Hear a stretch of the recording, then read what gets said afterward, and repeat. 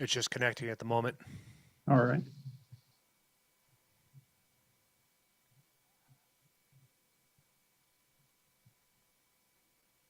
All right, folks. Thank you for tuning into another episode of Bucks of America podcast. I'm your host, Jeff Vance, and it's going to be a wild ride because last week I released the podcast with Jim Bob Oval Shorts. Been releasing lots of shorts and reels for him. Appreciate the love for the amount of reception I received from them, and so we're going to continue doing that. And thank you for those who tuned in live tonight for our podcast. And so if just please go down, drop a like, subscribe, and open up an extra tab and let it run in the background. I greatly appreciate the support.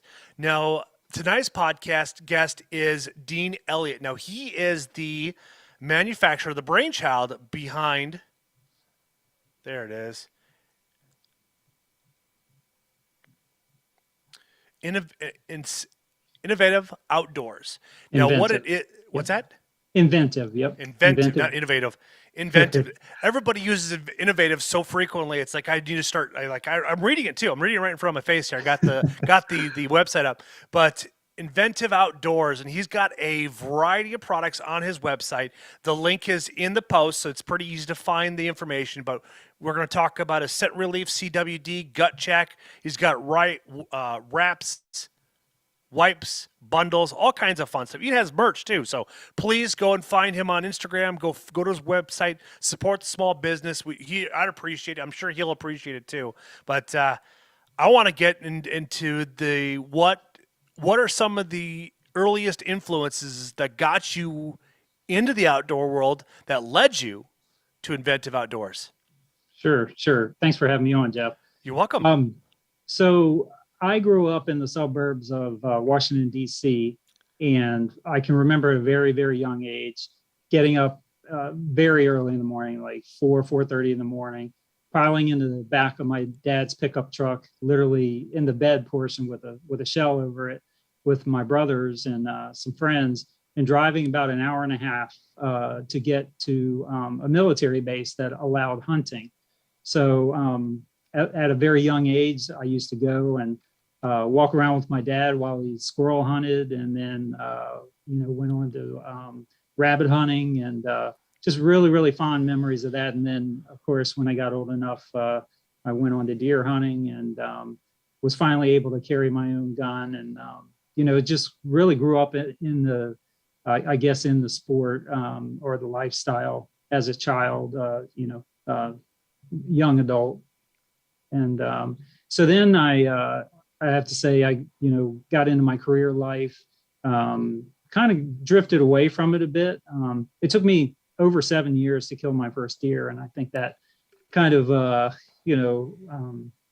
was tough on me. But I did kill my first deer out in Ohio on my grandmother's farm, and that was just really exciting. I think I was 19 years old when I did that, and so that's how I got into the hunting. And then as life progressed, I got out of it. I was in a career doing patent research, which I'm sure we'll talk about.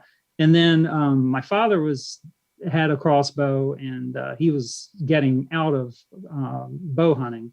And so I got the crossbow from him, and killed my first deer with a crossbow, and that brought me right back into the life again. So you were hunting whitetail at an early age, but would you primarily mostly hunt small game in your youth? In my youth, I'd say small game, and then we went on to deer. But as I said, through my teens, I struggled to kill one, and so it sort of lost its allure for a little bit, and it was just kind of tough. I think part of it was that we were on a military base, and it was pretty highly hunted. But then, as I said, I went out to Ohio and killed my first deer out there, and then started hunting a little more in my late teens and early 20s. Okay. So now, was your dad in the military? Is that why you were able to hunt on the base? No, it's open to the public. Okay. A lot of the military bases in my area in Virginia are open to the public. You have to take some basic training classes, and they give you little tips like, if you see unexploded ordnance, please don't dig it up. Things like that. Oh, I can understand that being going through a safety training course before you can step foot because nobody wants to be that have to be the one to have to go out there and deal with the situation such as that. But at least you never gave up on it because hunting is one of those things where people can give up on it relatively quickly just because they're not seeing the success that others are having. I mean, I didn't shoot my first buck until 2017, so I've shot my fair share of does, Hmm. but it's just like it just comes down with timing, the right place, and making a lot of mistakes and just learning from it and becoming better at it. That's the best part. So, do you live in Virginia then, or do you live out in Ohio? Because you mentioned that you shot your first deer in Ohio. Right. So I live in Virginia, about 20 miles south of Washington, D.C., from the craziness of the capital. And I have family in Ohio. And so my grandmother at the time had a farm out there. And I went out, as I said, I think it was 19 years old, and was finally able to kill my first buck. The funny story, I'm up in my tree stand in Ohio is either sex. And right at daybreak, a deer came through 40, 50 yards away, shotgun slugs. And I shot it. I didn't even know if it was a buck or a doe. I just knew it was legal shooting light. And I hadn't killed one ever. And my uncle, who was not too far away from me, came towards me and from the direction the deer had gone. And he found it laying there and he yelled, "Nice buck." And I said, "Really?" I had no Cool. idea. So a little 8-pointer, but to me, I was super pleased with it. Well, the upside is you can't eat the antlers anyways, but the fact that you have it, did you do a shoulder mount or a European mount for that buck? We just got the rack off it, and I kept it.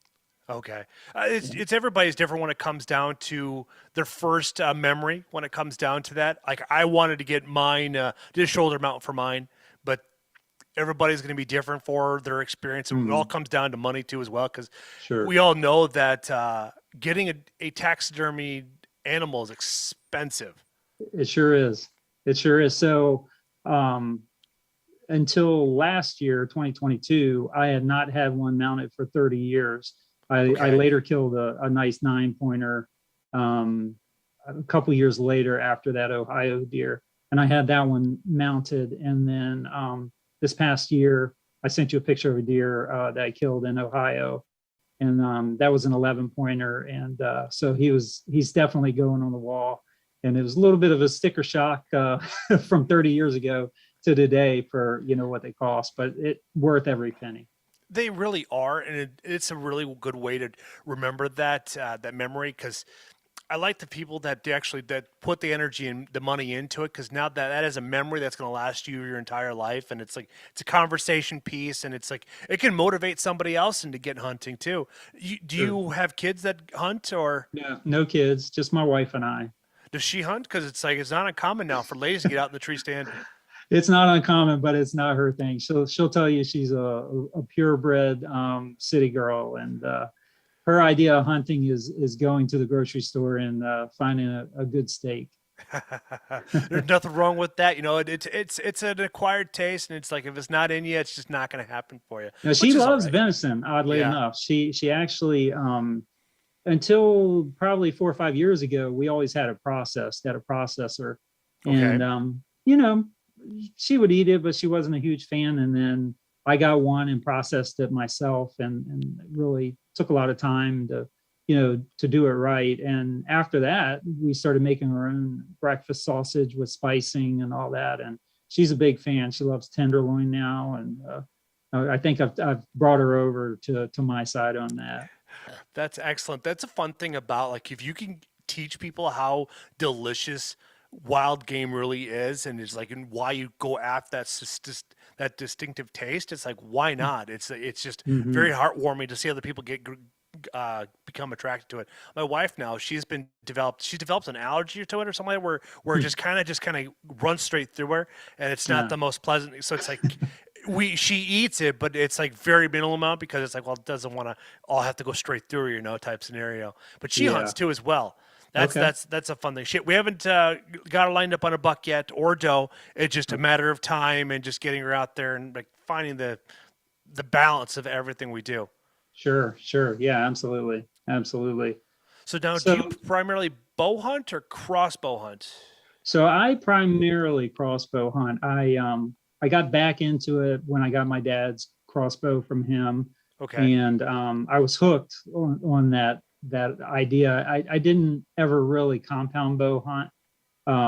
I did buy a compound bow and I tried to practice with it. I just found it much harder than I thought it would be. And I found that I just wasn't practicing enough with it to be really confident with it. So I've stayed primarily with crossbow. Completely understandable. I was wondering if you were injured or something like that, but yeah, it bow hunting is a lifestyle. That is Hmm. a understatement for those who've been shooting for years. And don't get disgruntled. I really recommend doing it because it's a great way to for therapy. Because it's Hmm. like you go out there and all you can focus is on the breathing, the draw cycle, and there's catastrophic failures that can happen along the way. But it's man, it's you can have a rough day or a rough week and you go out and shoot a few arrows, you're tired, your stress just kind of Yeah. dissipates. Yeah. That for me is golf also. There we go. So, See, I had to do it. I had to trade it. I either golf or archery. So I chose archery. Now I have what they call a hemangioma in my right wrist, and so a lot of wrist action will end up causing it to inflame and swell up, and it just kind of ruins my entire day. So like yeah. golf, softball, bowling, Hmm. it's just gone. It's just Oh unfortunate, but man. because those are all things that I was really good at one point in time, but then it just got to be too much, and it's inoperable. Hmm. So I had to choose other things to work around with. That nice thing is like archery and pulling a trigger is a whole lot less stress on the wrist. Well, that's great. That's great. Yep. No, you said you got into patent law at the age of 19. So tell us a story on like how you came across this ad. Sure, sure. So I was actually 17. We had moved from Northern Virginia to Lexington, Virginia, which is a mountainous region of Virginia. At the start of my junior year of high school, and my father had retired from his job, and so we moved there. And I was in an electronics class in the city I live in, and then when we moved, they had a vocational school, a vocational technical school that offered electronics. So I was really interested in it, in electronics. And so I took 2 years of electronics in the VOTech there.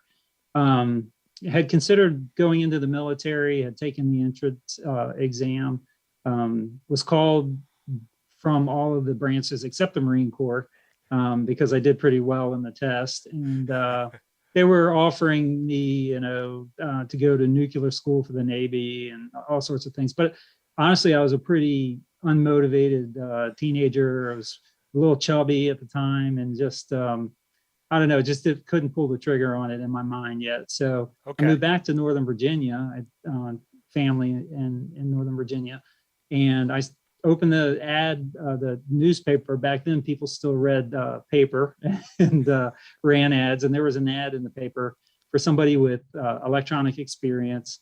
They said that they would provide training, and so I answered it.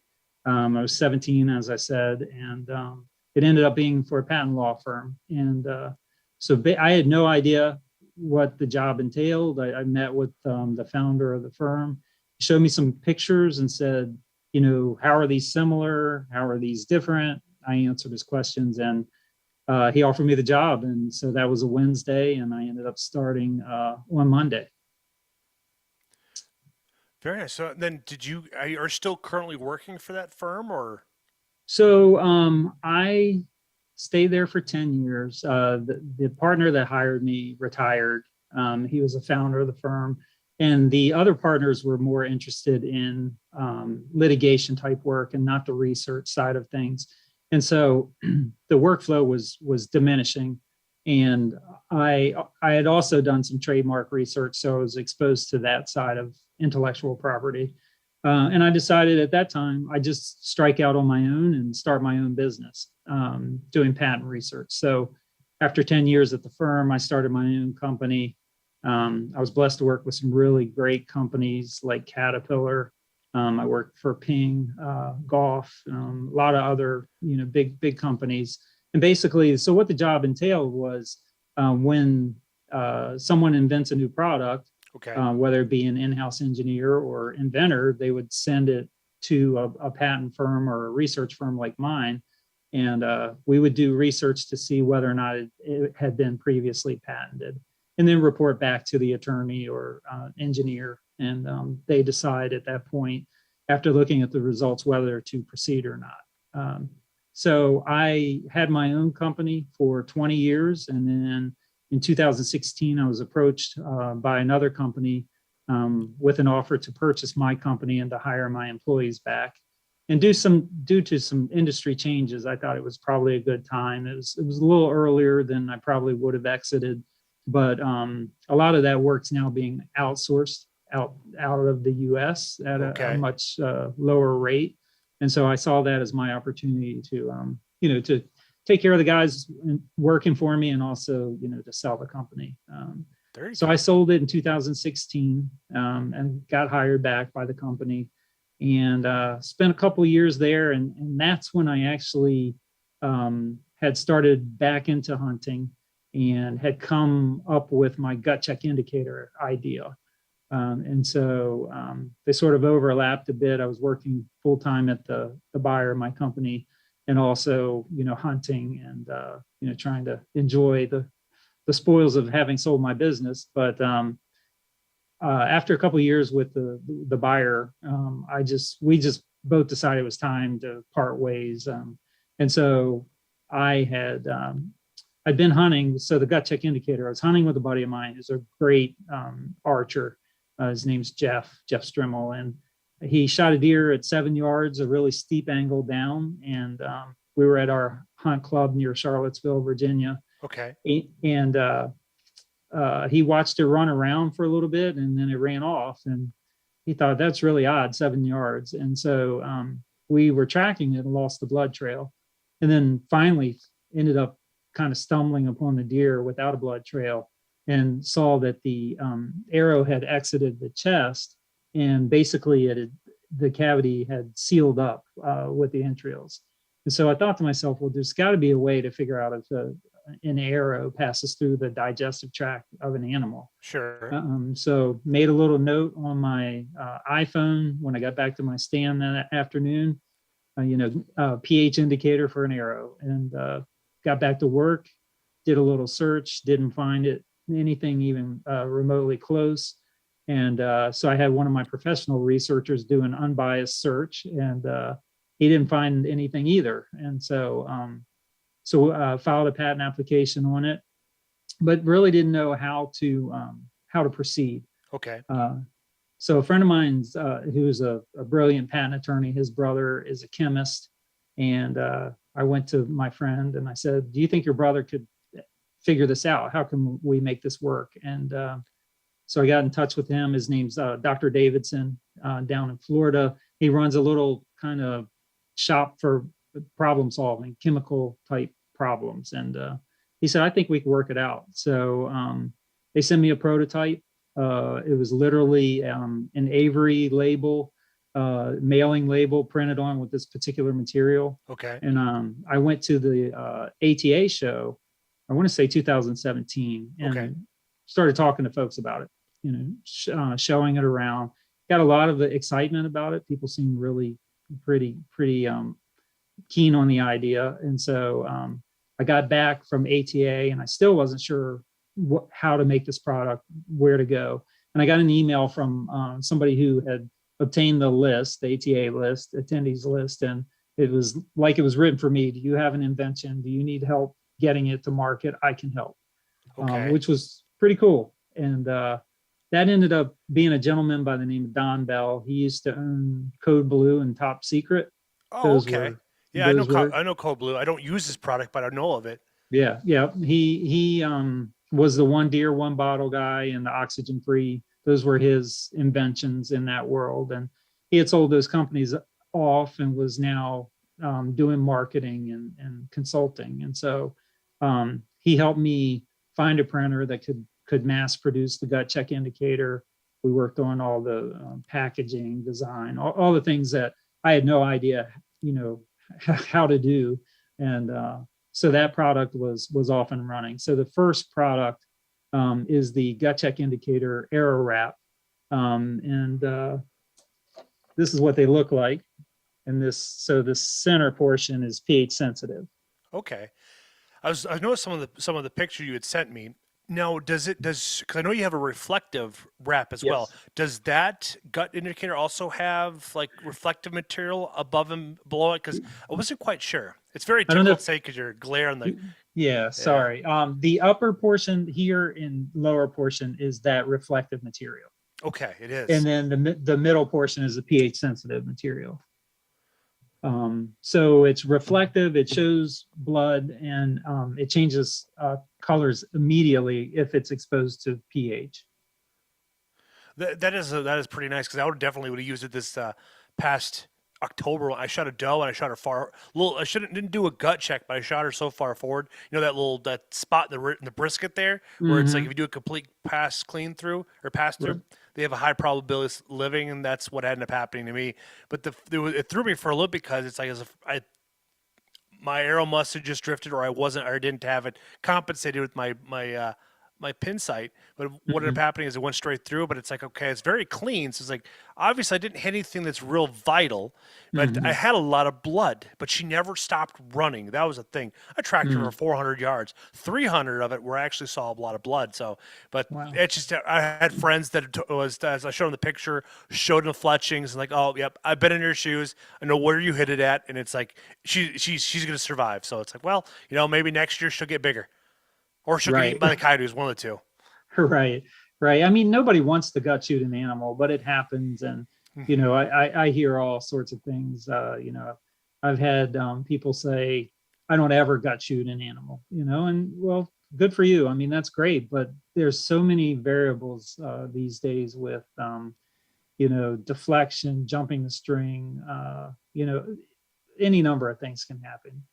Ducking the arrow. I mean, there's just so much that can happen, and it's an inexpensive piece of a surety. Really, it's just a tool, But you will know immediately if you've touched pH because it will change colors instantly. I think I sent you a picture of that too. You did send me a picture of it. I was cruising through your website here because now you have one set of indicators that will work for whitetail, mule deer, elk, and moose.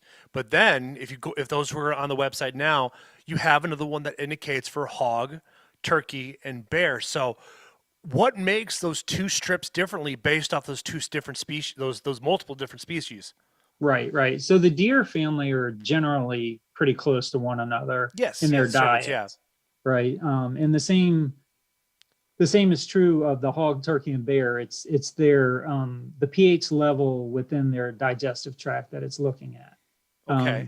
So the hog, turkey, and bear are very close. That material that changes colors is looking for a window of pH, and so only a pH level within that particular window will change the color. And it was the craziest thing. One of my employees, his mother worked for the Department of Agriculture, I believe, and she was a PhD scientist in turkeys, of all things. And so, not too many people know the pH level of the stomach of a turkey.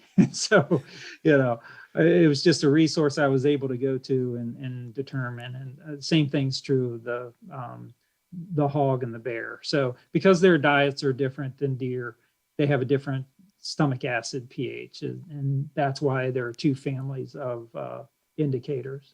That's a pretty smart thing to do. It's like, so how long did it take? So you started everything in 2016. So how long did it take you to get your cervid gut check system on the market then? I think we got it on the market, the wrap in 2019, I believe. Okay. Yeah, So that was 18. too much of R&D to get to that point and get it launched out there. So that's a quick turnaround for that whole process. Right. Yeah, it was a pretty quick turnaround. And then you'll see on the website we sell wipes as well. So this little dry wipe does the same thing. It's got a pH sensitive material on it. You retrieve your arrow, wipe the shaft, and if there's pH present on the arrow, it's going to change colors instantly. If it's just blood, Blood is neutral and it won't change colors. It'll just show red. Okay, yeah, because yeah, and then you got the gut shot. That turns what, orange, golden orange, or something like that. Yeah, the wipe actually turns a bit green Okay, when you wipe it along the shaft if there's any acid on it. so what motivated you to do a wipe? Because it seems like the arrow wrap is like a pretty surefire thing. So two things. This was kind of new to me, and I learned as I got into the industry. Archers are very particular people. That's that is Uh, yeah, you were exactly correct on that. Yeah. when you start talking to particular people about um, adding any sort of weight or attachment to their arrow, some people are just absolutely dead set against that idea, even though it weighs 9 grains. I mean, it's not much weight at all. Um, People were just sort of adverse to the idea of putting a wrap or any sort of weight onto the arrow. The other thing is it was a bit of a defensive move as well, because I figured if I don't do it with a wipe, somebody will, sort of from the posturing standpoint. And the other thing is the wraps oftentimes in really bad weather, if they get soaked, they're not really usable. So you can carry the wipe in your pack. There's 6 in a pack. Retrieve your arrow, wipe the wipe or wipe the arrow with it, and you'll know instantly. So That each one has its mhm, benefits. mhm. I really like the reflective part of the arrow wrap. That it helps you find the arrow really quickly. It's super bright. It's the brightest material we could find. So you get that benefit, but as I said, there are just some people that don't want to add any weight to their arrow or change their setup at all. I can understand that. I can feel that their hesitancy on that particular thing, but all it does is you just got to practice with it. I have a friend of Mhm. mine that what he's when he start building a new setup and stuff, like that, trying a new arrow, he bare bare what's the word I'm looking for? Bare arrow tunes it. There's no Mhm. fletchings on it, stuff like that. He just shoots it and see where it flies, stuff like that. Makes those micro adjustments, then adds things Mhm. as he goes through, and continues to make it. But it's he likes tinkering like that. He's just got that mindset for it, and it's like he's inviting me to come down and hang out with him, but. I've been focused. We've both been focusing on hunting season. Now season's going to be done here Tuesday, the 31st Mhm.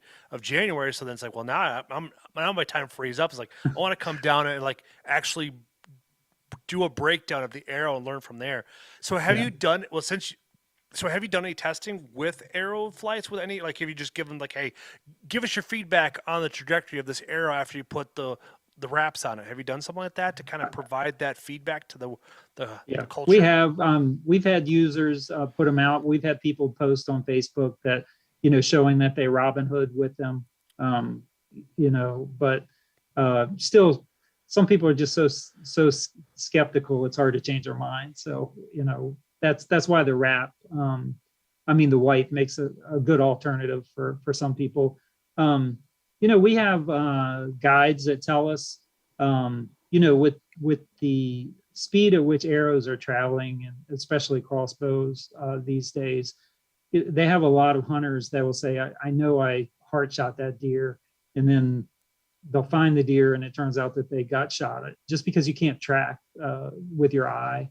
And so we've had people, really be thankful to be able to use it as a tool, just to be able to add one more piece of information to the hunt.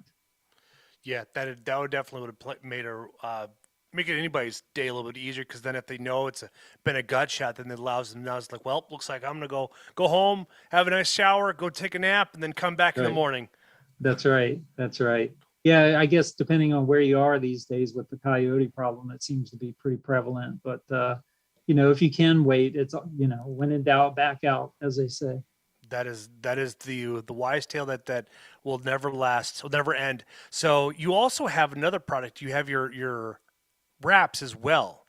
You have a couple Right. different colors for those. Right. Now, do these go? Do you put your fletchings on, or do they just wrap at the back of the arrow towards the fletchings? Because I've seen different layouts. Right. So just the reflective wraps, some people will fletch over, or they'll just add it, sometimes to the back of the arrow. So we make just reflective, and then we make the indicator wrap as well. But I would not recommend fletching over the indicator, because you'd be covering over the indicator material. That's what I would be figuring too, because there's not a lot of space, not a lot of that diameter on an arrow. Anyways, you start adding fletchings on there, you just pretty much lost the entire indicator. It makes sense in why you put it right behind the broadhead. No, Mhm. the nice thing about making for wraps is it works for crossbows and for bow and arrows. Right. Yeah. We just use the standard size wrap. I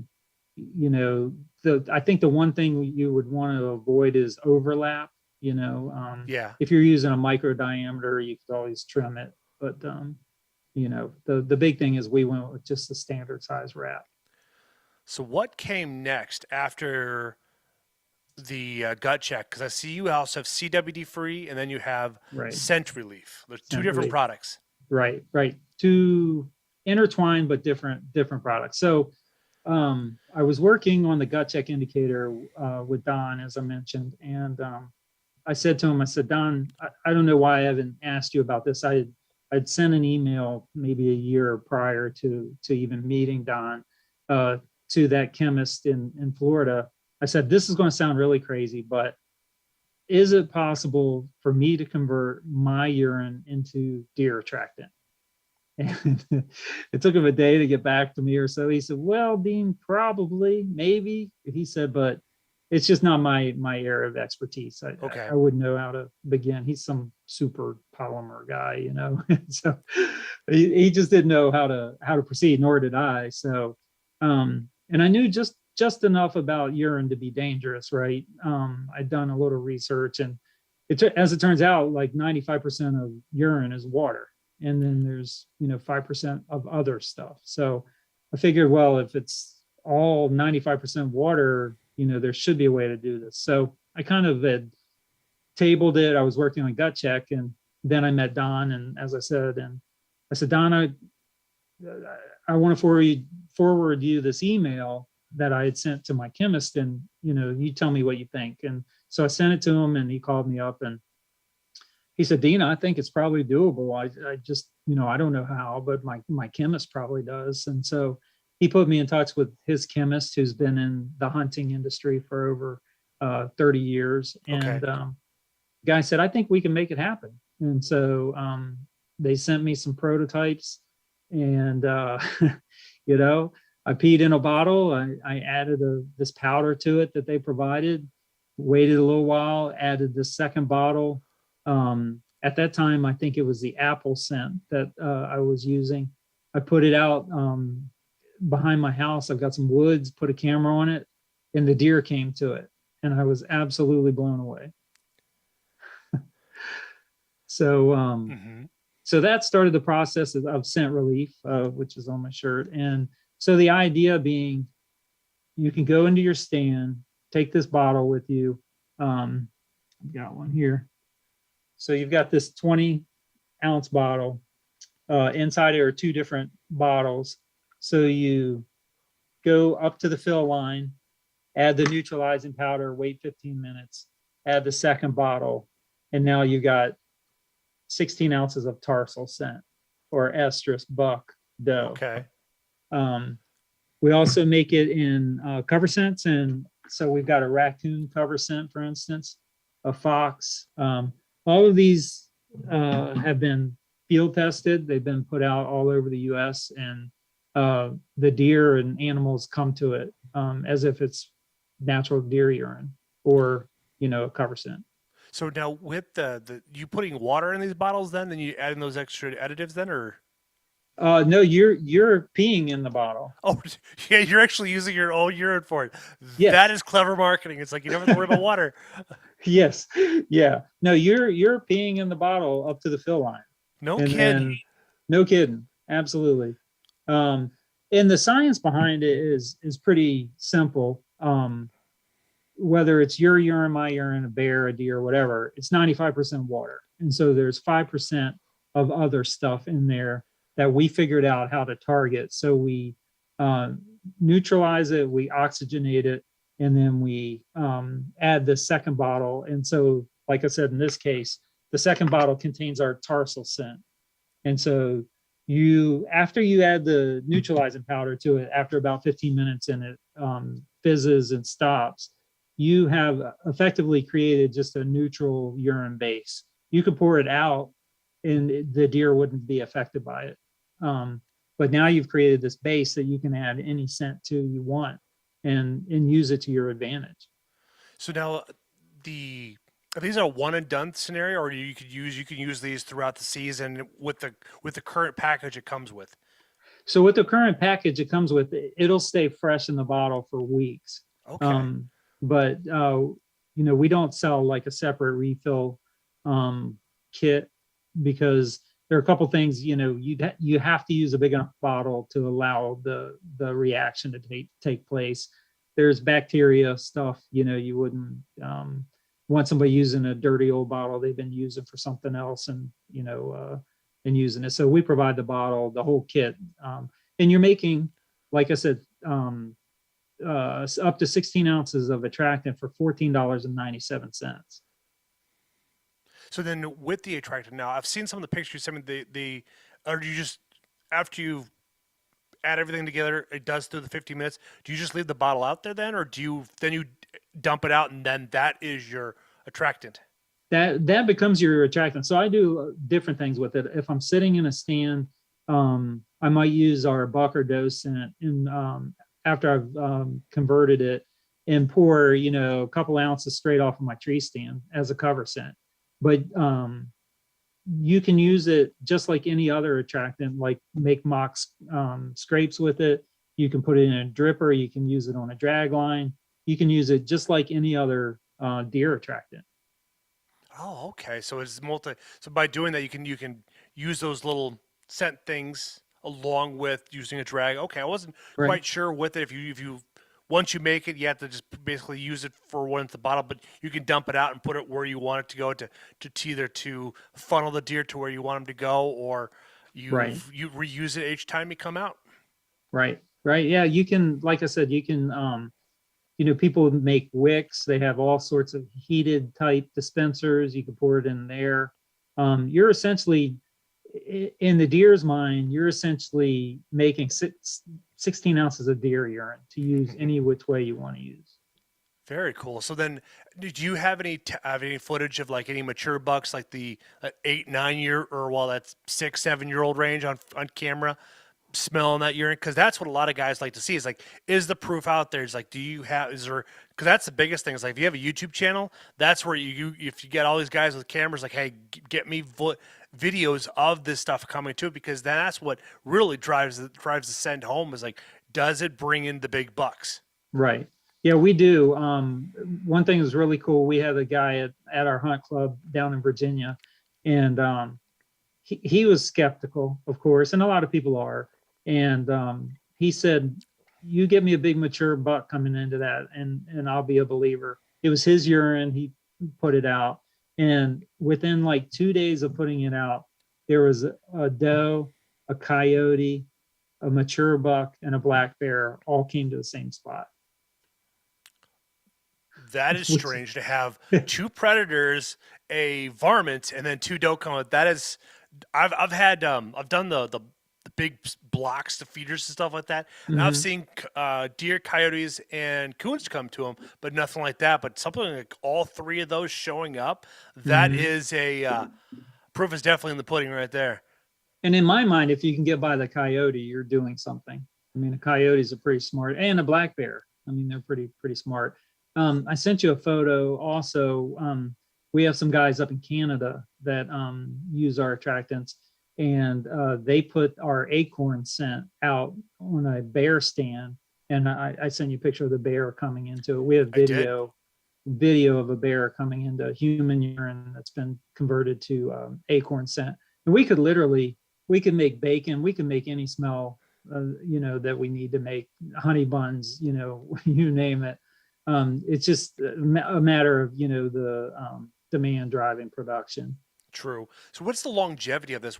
So like a lot of places here, we'll use Wisconsin for example. Our deer season starts September 18th, usually the second week of September, and runs till uh, January 31st. So Mhm. would this length of a season, would this be a one bottle season or a two bottle season? You would probably want to use more than one bottle because you can use different scents, right? So you could Okay. use estrus during the rut and tarsal during the rut. Um, but it won't go bad. We've, as I said, one of the things we do when we oxygenate it is we kill the bacteria. And that's important because, and I knew none of this or little of this before I started this process, but all urine inside the body is uh, what's the term I'm looking for? There's no bacteria, it's sterile, right? And so the Yes. second that air starts to hit it, it then starts to break down. It starts to ammoniate. We're during our manufacture, we take real urine. Well, in the ScentRelief case, it's your urine. It's sterile. It's going into a bottle. We stop the breakdown when we add the neutralizing powder and oxygenate it. And so that's why it's not going to break down and become pungent like a lot of urines can after they've been exposed to air. Okay, that's actually a really good explanation for it then. Well, that's a kind of a reassurance because there's always going to have those ones that are like, well, it doesn't last very long. And it kind of beats that objection from what somebody would want to not buy it and such. So then, Right. So one of the things that we run into a lot is people say, well, you know, why do I need that? I can just pee in a scrape. That's one thing I hear a lot of. Now, I was brought up that as a hunter, you don't pee in the woods. I yeah, mean, I don't either. Unless there's a running stream nearby, I do not do it because we're carnivores. We're on top of that being omnivores, and they right. know that smell, that Mhm. enzyme that they can pick up and just beeline it out of there. Yeah, people say, well, they can't really tell the difference between, human urine and, another urine. And I ask, well, do you think they can tell deer can tell the difference between a coyote urine and another deer? Of course they can. I mean, I've heard some of your other guests. I was listening earlier. There are people that have studied this and greatly, and there are 300 million receptors in their nose or some insane number like that. Yeah, And that's they smell things that we don't smell. And so, but my counter to that sort of position is that yes, you can go pee in a scrape and a deer may come into it. Generally the understanding is a mature buck won't. It's usually a younger buck or maybe a doe. They're a little more inquisitive than, a mature buck. Um, sure. but in this case, so people say that my urine doesn't scare them away. And my sort of counter to that is, but yes, but you can't make yours smell like estrus. You can't make yours smell like tarsal, and we can. Yeah. And so, why not use it? The other positive side of this, and this kind of leads into the next product line, is that I realize, like in Virginia where I live, the only attractant you can use legally is fully synthetic. You can't even have real deer urine on you legally when you're hunting Okay. in the state of Virginia because of chronic waste disease. So one of the natural benefits of ScentRelief, aside from being able to relieve yourself and make a whole lot of urine for the same price as a couple ounces of others, is that it can't carry chronic waste disease. Humans don't carry it. And so the regulations in Virginia, much like the other states that have banned natural deer urine, specifically ban the use of urine attractants that are cervid or deer urine. And so humans aren't cervids. So it made it legal in the state of Virginia and those other states that have banned it. That's important because that takes us to the CWD-Free line of attractant that we Yeah. have. So what I realized then is that we can take any source of urine, capture it, animal urine, capture it, put it through the chemistry, and then bottle it. And so now you have a non-cervid urine that's an attractant that's legal in most states that can't spread chronic waste disease. And so that's when I came out with the CWD-Free line of pre-bottled attractants using the same chemistry as ScentRelief. That's pretty good. Now this is the ScentRelief, the addition to the attractants. That's the ScentRelief no more order essentially. To see that you've moved it on to a nice little bundle where you got the opportunity for body and soap, laundry detergent, and the spray. Right. Yeah. So we have those offerings as well. They were formulated by our chemists, but they're not really anything to do with like urine. There's no urine piece to it. It's just that they're really good soaps and laundry soap and all, but they're just an add-on because we wanted people were asking, hey, do you have, anything in laundry soap? And so we started putting that out as well. But the CWD free is the non-cervid based urine that's pre-bottled. That's 100% synthetic, correct? No. So again, that's taken, and this is the challenge in it. We're using real animal urine. We're capturing it. It's non-deer, non-cervid urine. So it's real animals. We capture the urine. We put it through the chemistry, just like the ScentRelief product. Okay. And then we bottle it. So since you don't use deer, so what do you guys use for as an alternative then? So we don't really put that out, which makes sense. I don't blame you for not. That's your secret proprietary ingredient there, Yeah. Well, I joke with people that we could use alligator urine if we could figure out how to catch it.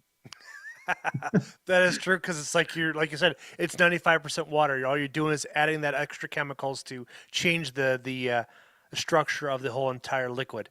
Right, to neutralize it, and then add whatever scent you want to add to the base. Yeah, because this is pretty cutting edge. Because as far as I'm aware, most everybody they're either doing a full synthetic or they're using full deer urine that comes from a CWD-free farm. Like I have a friend of mine, Rich Cook. He used to have Cook's Deer Tract, and his business was crushing it. And he was putting big bucks to the wall. People were just loving his product. Well, then Minnesota passed some very draconian laws on him and basically bankrupted him. I don't know if it bankrupted him, but it definitely did slow his whole roll on everything, because he was living way up north. I mean, he lives way up by the Minnesota and Canada border. Rarely there was no CWD up there, and then all of a sudden it's like I was looking at social media, just kind of disappeared. Yeah. So that's one of the things I get. I run into a lot. People will be either they feel like it's a government conspiracy, it doesn't exist, all these different things. And my point in it, my perspective is, first of all, those scientists are way smarter than me. I mean, those guys that figured out the prions and all that, they're super smart guys, and I trust, what they have to say. But I'm not trying to take away anybody's livelihood for sure. What I'm saying is there are states that have banned it, and more states are looking at it, at banning it. And I believe if you could get people to really be honest about it, most people would tell you they truly believe that synthetics are not as effective as real urine at attracting deer, because fully synthetics don't contain the compounds that that urine contains. And deer are smart. We've already talked about that. Animals, bears, they're very, very smart, and they know what to expect when they smell something. And so my point is, I found a way to take real urine, albeit not deer urine, put it through a chemical process, and then add scents to make, if you will, a hybrid is how I would describe it. Primarily urine with a little bit of scent additive to it once it's neutralized. And and we can have the best of both worlds here because it's real urine. It's going to attract deer. In fact, I sent samples to a university that has Okay. a deer program. And I said, I just want to answer this question. Does it work as well as real deer urine at attracting deer? Okay. They did a study. They sent me the results back with all their data, their trail camera pictures, all this stuff. And they said to me, Deane, we can confirm that it attracts deer as effectively as real deer urine. I thought, well, that's great. But he said, we also noticed one other thing. And I said, what's that?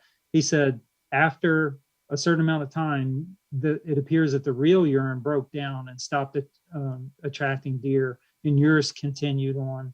So much so it lasted 66% longer than real deer urine. That's So, where the claim comes on your website. Because I was reading that underneath some of the products there, that is what has been used for it.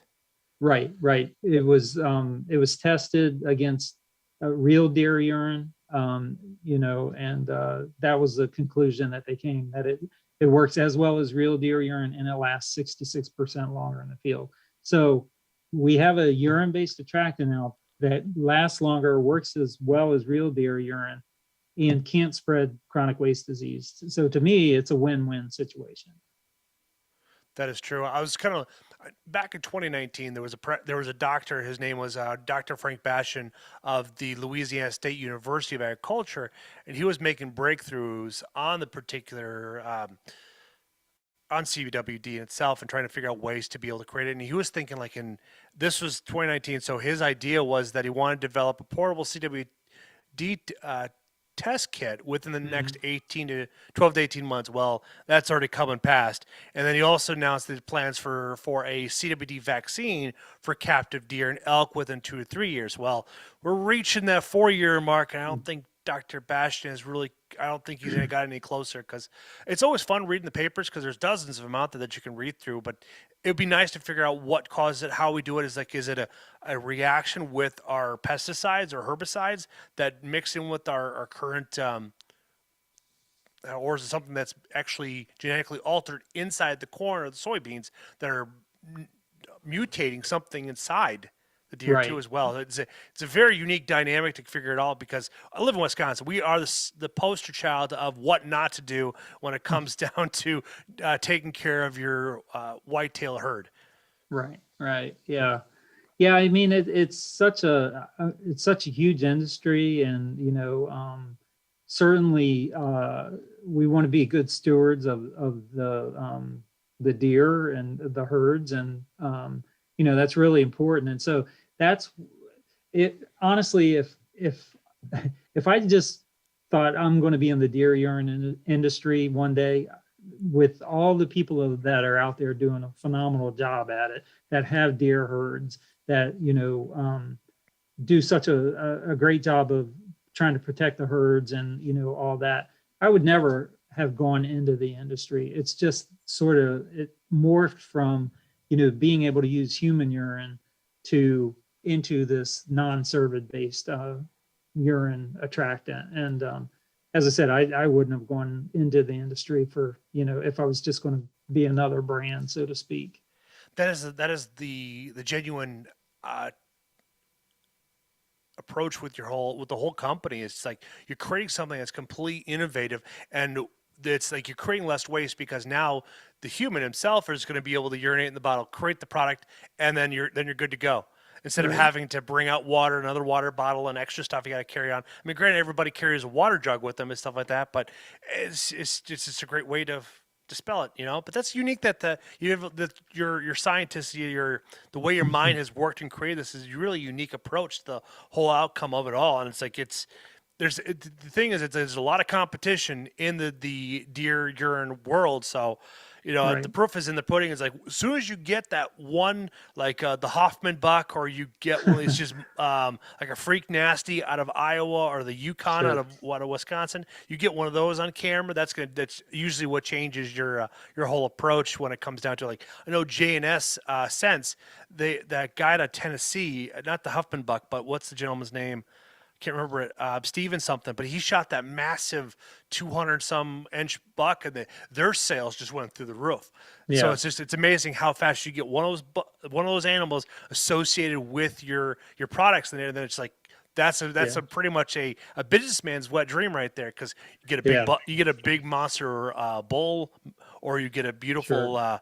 boar, Mm-hmm. like a massive Mm-hmm. bear, black bear. Jeez, man, Sure. that's gonna make everything much different, because everybody's very interested about it. And even come to find out too, like some of the bear hunters and the guides, they're actually throwing a dewormer Mm. into their bait piles, because it's like it's gonna help clean out their systems, because there's pictures and there's videos out there with 10-foot long tapeworms coming out Ugh.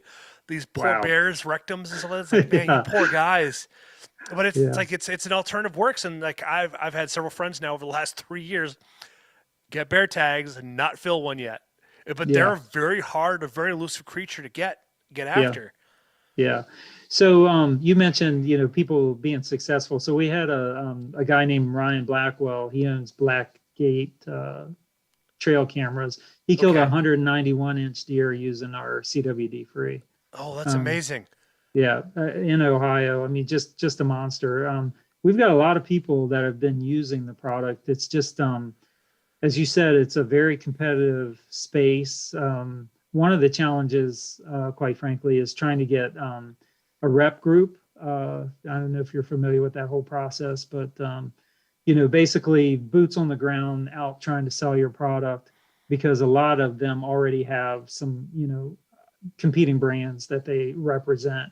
And so trying to get them to take on your brand becomes a conflict of interest for them. And they're generally, people are going to go with what's known. And so it's made it hard to get a rep group that was, and also finding one that's willing to work for, and I'd call myself an unestablished brand, an unknown. And, that's just a fact of reality.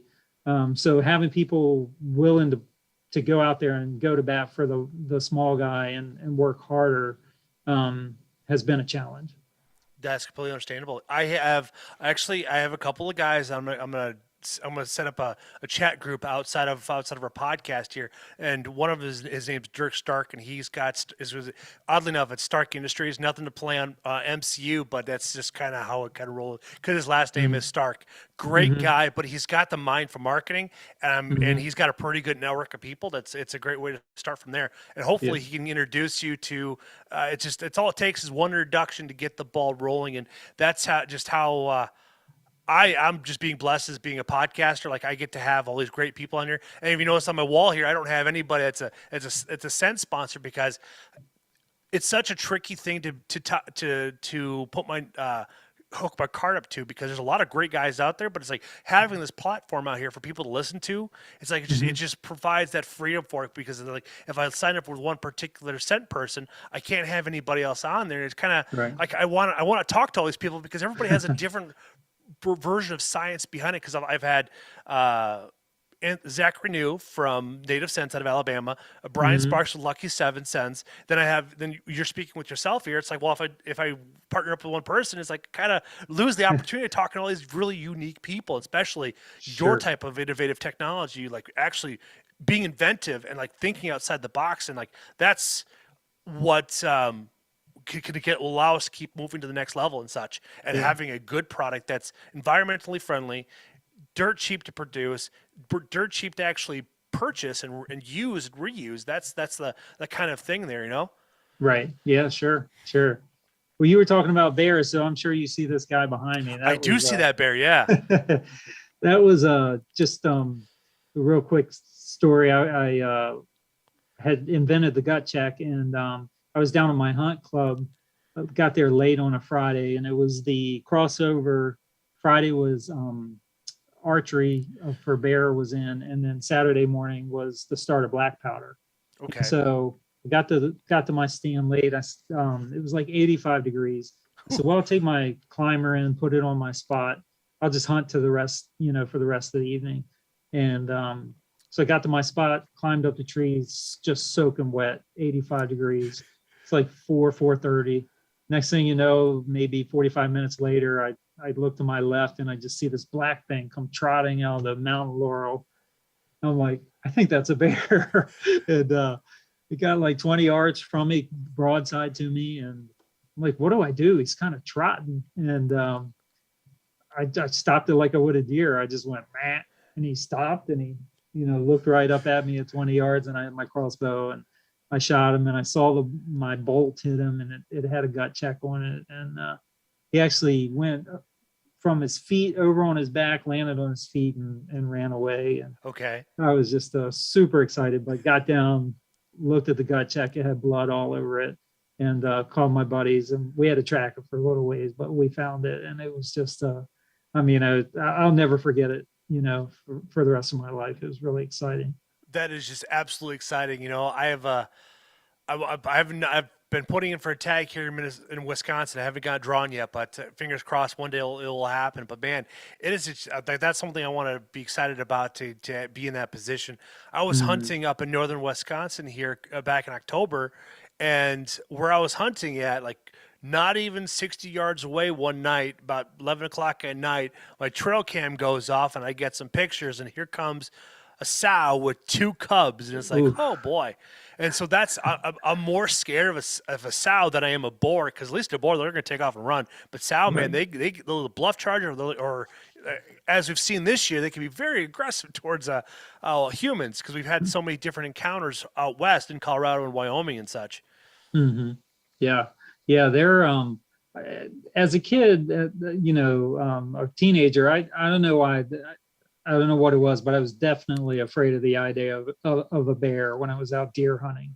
I don't know why. It just was something I didn't want to ever face. Oh yeah, that's the worst one. If you ever encounter a predator, it'd probably be a mountain lion, because those at least go for the jugular, and then you're just done. The bears, we've seen the guy trying to befriend bears, and you hear the screams in his video record as it's the bears eating it from the feet up. Yeah. Oh man, No rough. thanks. Yeah. This was like I said, super exciting, and we don't bait or anything in Virginia. It's illegal to bait here. Yeah. So it was just happened all natural, just pure luck. Yeah, right place at the right time. I was shocked because, like I said, I was sweating like crazy, and he came 20 yards from me and gave me the shot, and I was just, it was a 3-year-old bear. They aged him, and he weighed about 200 pounds. So I was just ecstatic. So were you using your spray, your No More Odor spray? I hadn't come out with it yet.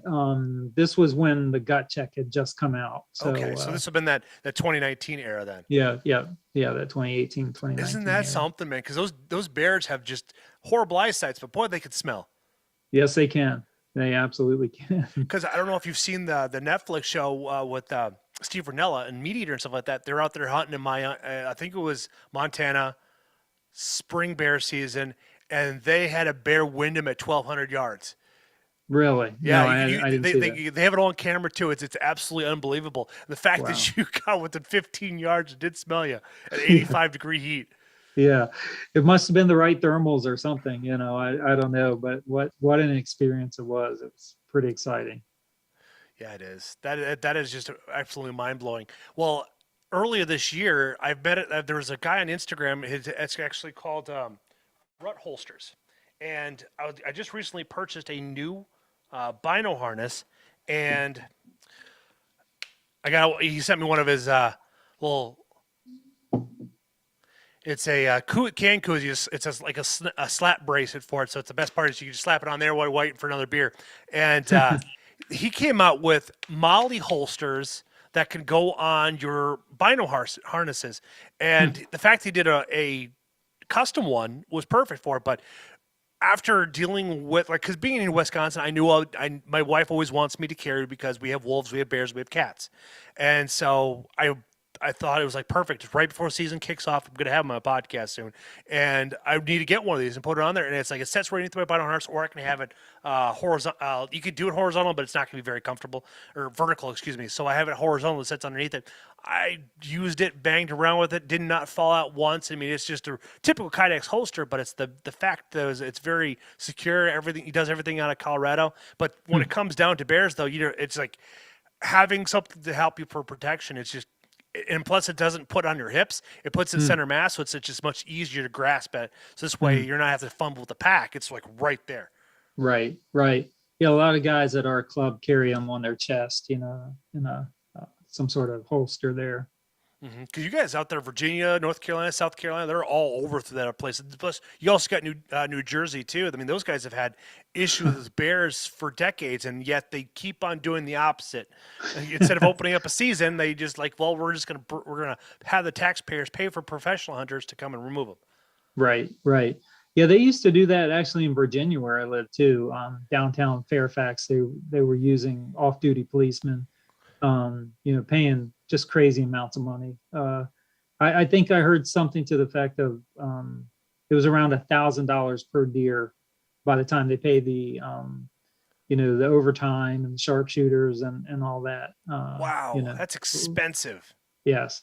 When you could get, some very competent hunters to go and do it for nothing.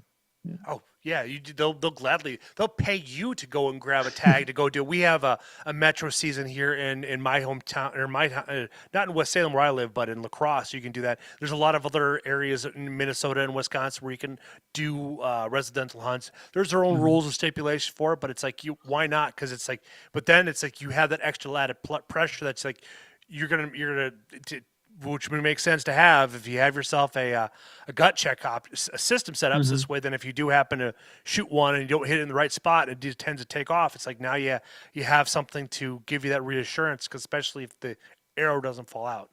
Right, right. Yeah, I mean, especially in those urban environments like you're talking about, so many people with like the Sequin guys and all that in Atlanta that are, they've brought a lot of attention to hunting big bucks in the urban areas and all.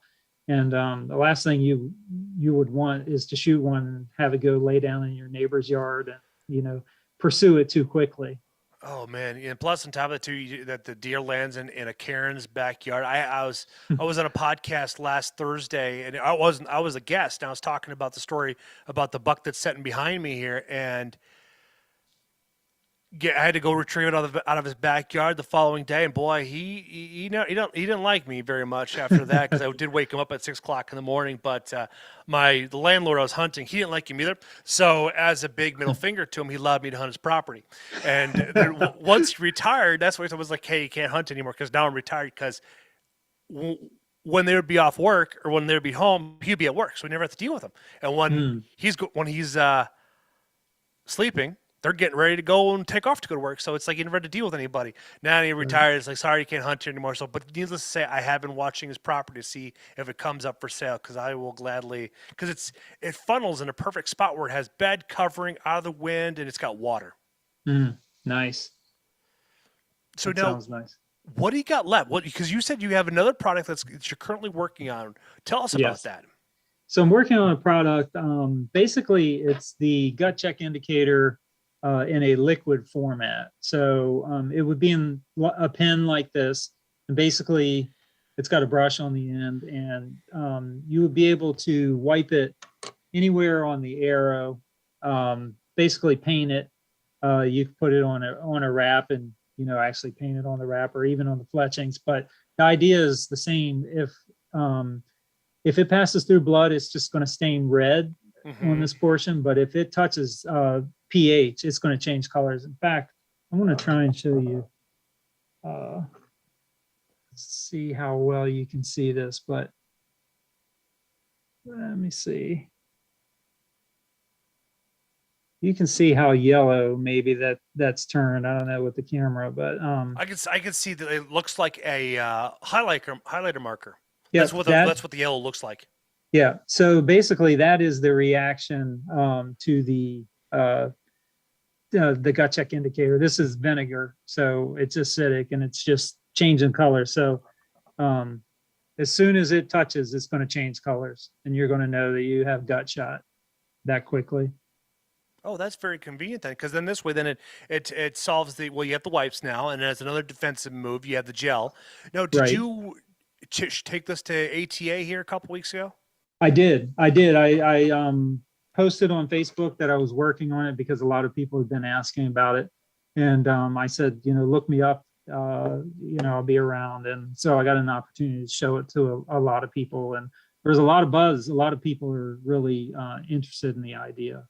So when do you feel like it's going to hit the market? Do you think it's going to hit before the South is done with their hunting season, or is it going to be ready for this fall? Probably fall, probably Okay. this fall coming up. With COVID, even getting these little brushes is not as easy as you would think. Just supply chain stuff, and um, that's been one setback. A lot of the products, like I came out with ScentRelief at the beginning of 2020 at ATA, and then everything got shut down. All the trade shows got shut down, so it True. makes it real hard.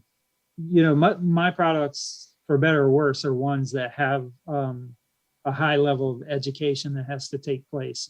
People don't just walk by and naturally understand what it is. And we've worked with some marketing companies to try and put together materials and videos, and Facebook and all that.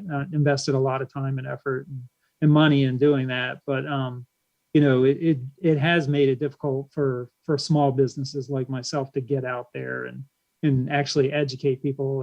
And a lot of people would walk by this and say, well, which one do I drink?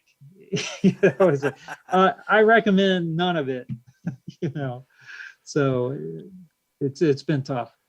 That is a big thing that's been happening ever since they kind of changed the algo, and they've becoming very pushing towards these. They're being very anti-self-reliant. I've noticed that too with even my organic reach that it once was. I'm not even hitting the numbers I used to here back in 2017, 2018, 2019. Like pretty much 2020 until now, it's been very censored. Now with Twitter, with Elon Musk exposing what was all going on that we all knew about, but it's like it needed somebody to expose it with some credibility. And now we're starting to see it. So you may actually have to start focusing on Twitter because Right. of the fact that it's starting to open up. And then you got and Instagram does pretty well too as well. That's where your pictures of having your bucks being harvested right next to it, stuff like that. That's where it really comes in to develop those, get those releasing those pictures and those stories and stuff like that, and what they did, and becoming and getting like those quick 30-second videos. Or well, nowadays you got to have between that 12 to 15 seconds, otherwise people just get bored with them. Because even trying to market this on YouTube Reels or in Meta, I should say, because that's Facebook and Instagram. But you can't do it on TikTok because I'll ban you for it. Because I've gotten 4 strikes. Like I'm trying to be sneaky and put some pictures in there, and like just, nope, you're done. Like you just like go pull your video and such. So it's very challenging to get after it. But then we also have Rumble too.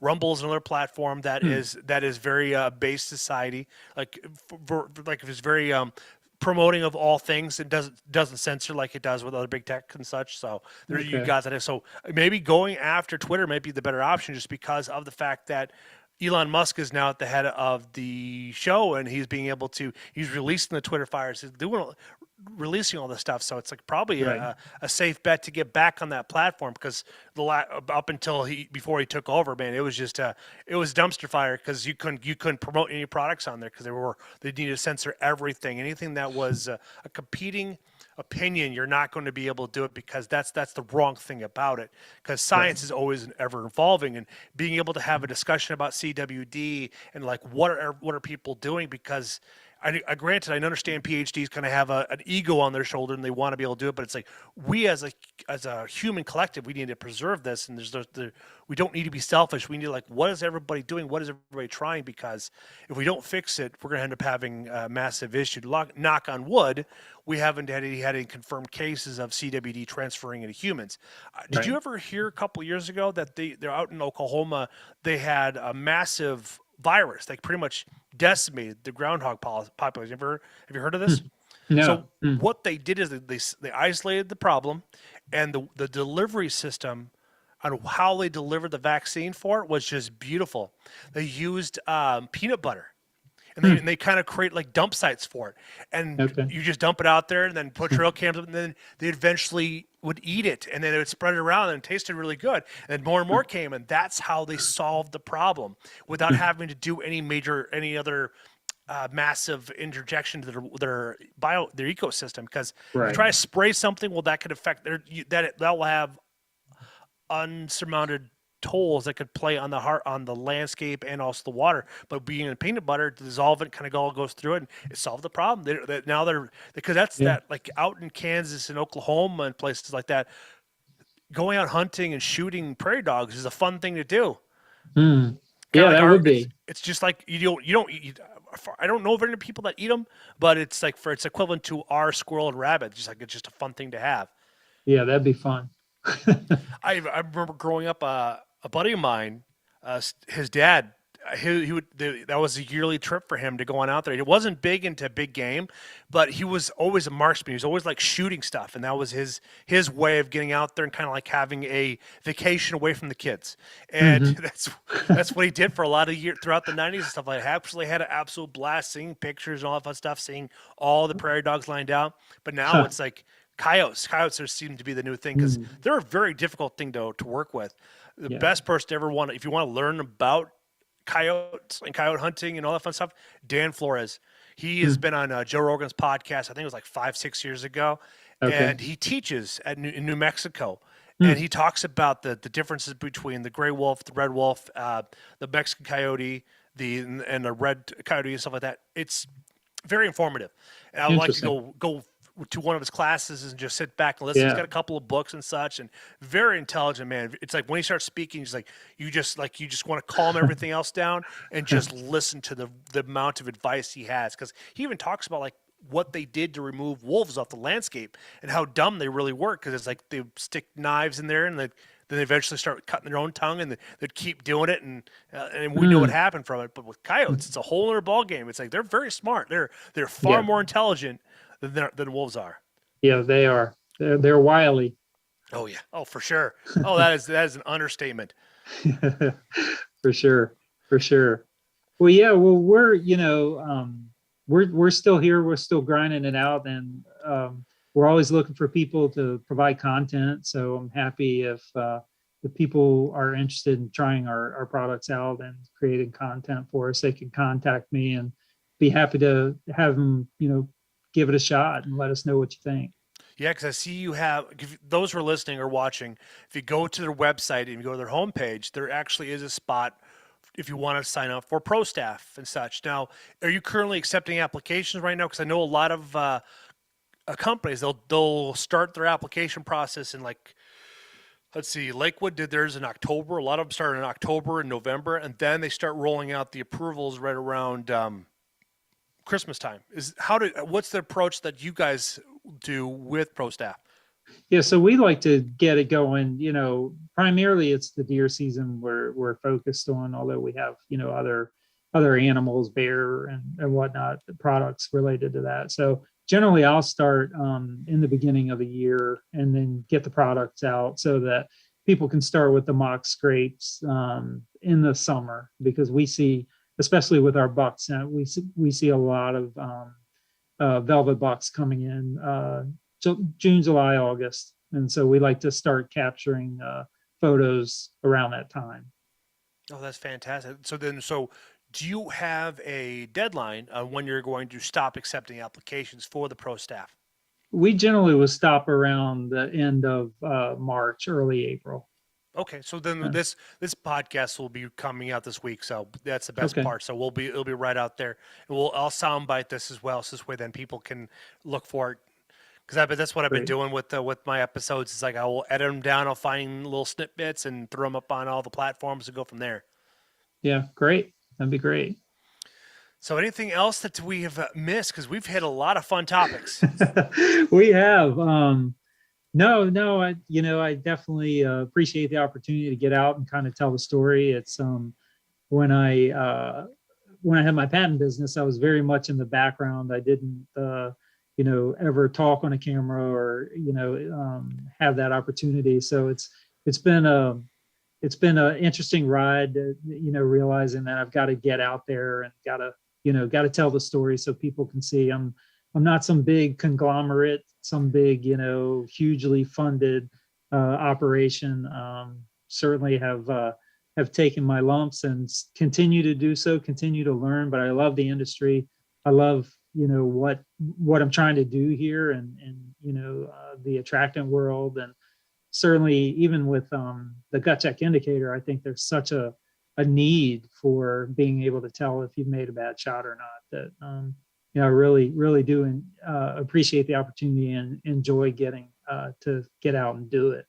Oh, definitely. I'm thinking like I need to get a couple dozen of those, or at least two or three dozen of those reflective wraps and stuff like that. Mm-hmm. Because I won't put the gut check on right away. But like for my wife and my daughter, because sometimes they don't always hit the target. But being able to have that bright luminescence, like in low light scenarios or in the Yeah. woods, really, it should be nice to be able to coop all that. Because man, arrows get expensive when you have to buy a couple dozen throughout the year. They do. I mean, I'm pretty open. I mean, people see when I post, probably even the picture I sent to you. There is a luminoc on the back of my arrow, and I have I no. couldn't see it. It blinds it out. They're very bright. Yeah. So, I use them both. I use it as a backup, having that reflective portion on there. To me, you can never go wrong. I've shot deer, at a steep angle, had it pass through, and my lighted knock turns off. Well, now you've got a backup. You've got the indicators there, which is a bonus, but you also have that reflective material to help you find the arrow. So. Oh, definitely. The best part is too. It's like with when you're blood trailing stuff like that, I found out like blue basically turns blood into like a light show, and so Mhm. it's like if you that is something that's like that's actually pretty cool. I'm sure that people know this longer than I have, but it's like I'm actually addressing in the podcast. Like that's actually pretty cool because it's like then I actually upgraded some of my headlamps because most of them were just red and bright lights stuff like that. Well, now I have a couple headsets that have blue light with them too, so it's like that makes sense because red's very good to walk with because Mhm. lower light. It's easier for your eyes to adjust when you shut it off instead of having that bright lumens and such. And then also then I have the 500 lumens, and then when you do it on low, it's 100 lumens, so you get a little bit Mhm. longer longevity out of it.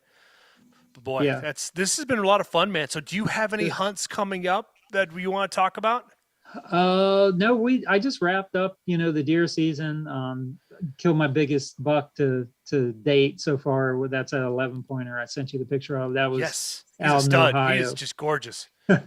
Thanks. I was so shook up. He was in front of me about 5 minutes before I finally got a good shot at him. I was waiting for him to clear some brush, and yeah. So I'll probably so so I'm embarrassed to say I got hooked on spring gobbler hunting Okay. probably 5 or 6 years ago down at our hunt club, and I was with a guy and I was just kind of tailing him, kind of to trying to learn. And we had this one Tom, he was just fired up, and he was, for like 45 minutes, he was just calling back, and we never could get him to come to us. And there was a creek, and he never would cross it, but that got me hooked. And so for the last 5 or 6 years, I've been trying to go down there and kill a turkey. And we have so many hens that it's just nearly impossible to call them away. That, and I'm not a very good turkey hunter. So that being said, in Ohio on my family's property, there are a lot of turkeys and a lot less pressure. And so I'm thinking I might actually get to spring gobbler hunt in Ohio this year, and maybe I'll I'll break the bad streak and actually kill one.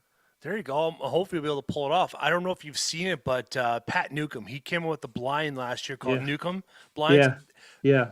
That thing is so ergonomically, and it's like and economically priced just right. It's like Right. $110, breaks down into less than 3 pounds, takes seconds to throw up. I run a ghost blind, but Hmm. it's big and it's clunky, and like I want to get up into the bluffs, because Right.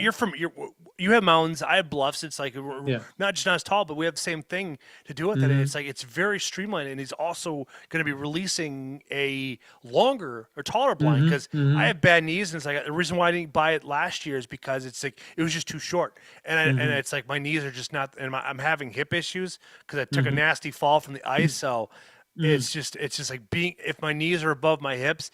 It's just game over. So I have to have a taller profile for me to be Hmm. comfortable. Because if I'm Hmm. sitting out there for anywhere between 8 to 12 hours for the day, because you never Right. know when a turkey's when the gobble's going to show up. Right. Right. Yeah.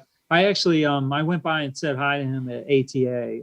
I had heard a podcast he had been on, and went by and saw that. That's a great idea. I think it's a really, really portable run and gun style blind.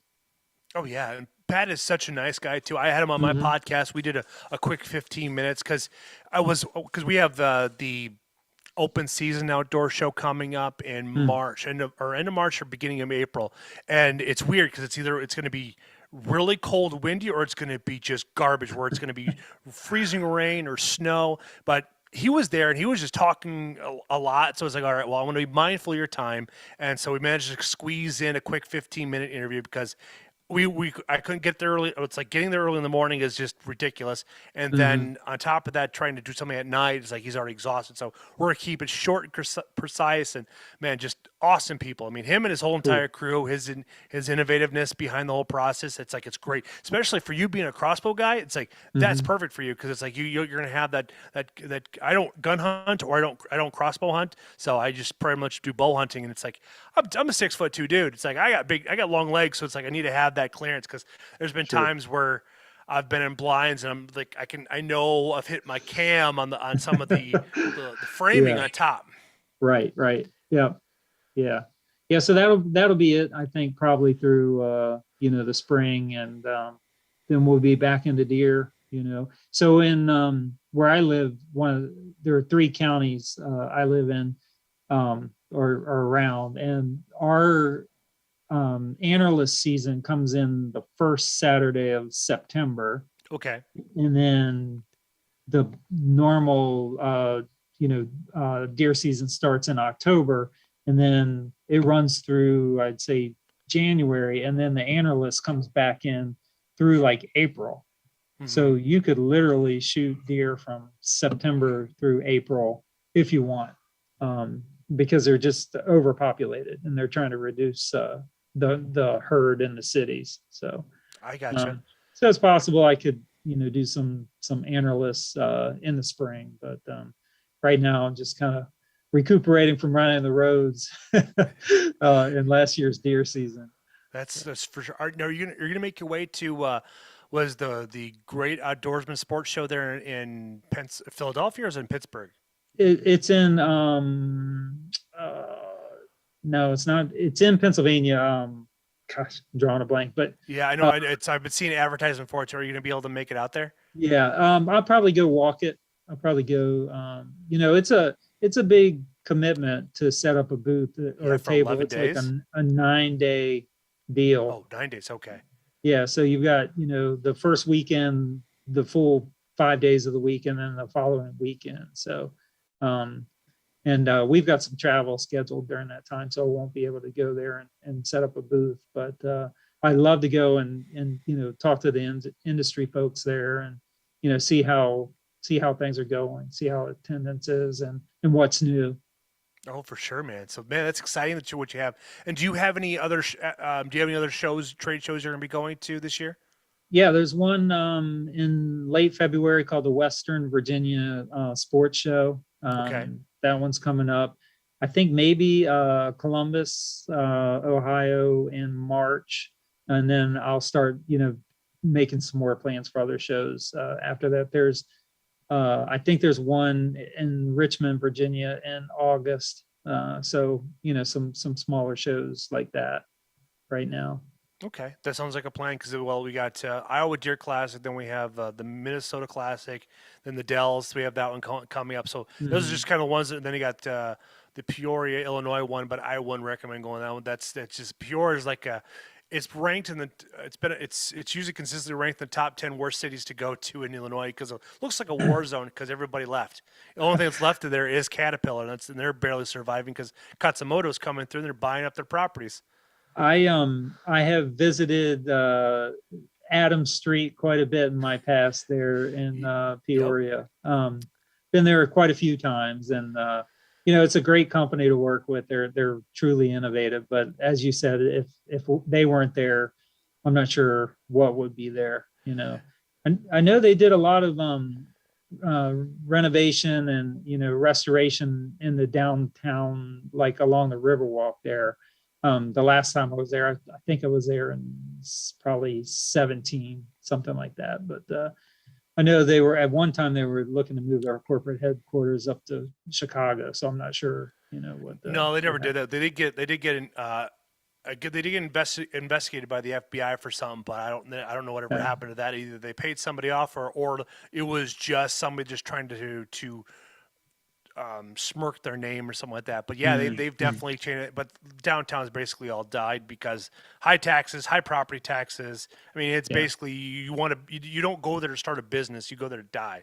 And then what was it? I wasn't there in November, and there's a park just on our way on the over by War Memorial that we're coming around, and my wife and I are looking like, oh, there's a random deer sign. It's like, okay, and get to the stop sign, turn, and here's this beautiful 150 class buck just strutting across the street, not a care in the world. It's like that is Wow. just something. Then my wife looks over and she looks back and where he's walking to. There's a doe sitting right back up in the little cove. It's like, Wow. yeah, is this something because you said you're familiar with Peoria? It's like Yeah. it's just Yeah. small world when it comes down. When we've crossed paths at least once because I've been going to Peoria now since 2016 because that's where my wife's family's from. So Okay. Okay. Yeah. Yeah. I did Iowa Deer Classic 2 years ago, I think. okay, I drove out there. That's a haul from from the East Coast. it is. Uh, It is. This year I'm getting a hotel room. Last year when we were out there, because I wasn't out there the year you were out there, but I was out there mm, last year, and we had tornadoes, then we had rain, and then if the further north you went, we had freezing rain and snow, all within an 8 hour period. We had like I think it was wow. 3 touchdowns over by Des Moines. So Wow. it was a very interesting year. This year I'm Yeah. getting a hotel. Yeah. That makes sense. Why push it, right? Yeah, oh man, because it's like 5 hours to get down there, and Mm. then a 5 hour trip back turned into like 8 because Ugh. once I got north of Minneapolis over to the Boone area going up I-35, it all turned into fog. Hmm. And I'm looking at the thermostat in the vehicle and it says 32 degrees. So it's like I am right at Ugh. that cusp of Ugh. free black ice. And that's the thing. Yes. It's like so that's where and there was some portions got so thick you couldn't see vehicles or Mm. you had to be real close to them. So it Ugh. was definitely a white knuckle in some situations, but managed to make it home nice and safely. And the thing is, like Good. coming to into La Crosse area here, you have to go down a steep, like 15-degree angle for roughly 4 or 5 miles, and Mm. it gets scary. There's been semis that go off the side of the road, cars go off the side of the road. It's something that you don't want to monkey with. That's like nope. I work from home, so I'm going to happily stay home. Yep. Yep. Makes sense. So where are the best ways to find you, Deane, on the social medias? Of course, my name, if for me personally, but the company is at Inventive Outdoors. Hmm. So you can find us on both Instagram and Facebook at Inventive Outdoors. The website is inventiveoutdoors.com, and all the lines are sold there. We've got some products on Amazon. We're also on Everest as well. So few different ways to get our products. Fantastic. Well, Elliot, Deane, thank you for coming on the podcast. It was fun chatting with you. I hope You you too. have an excellent season and you get out to Oklahoma or out to Ohio. Get yourself a turkey. Get yourself a gobbler. I'd like to. All right. Appreciate it. It's been fun being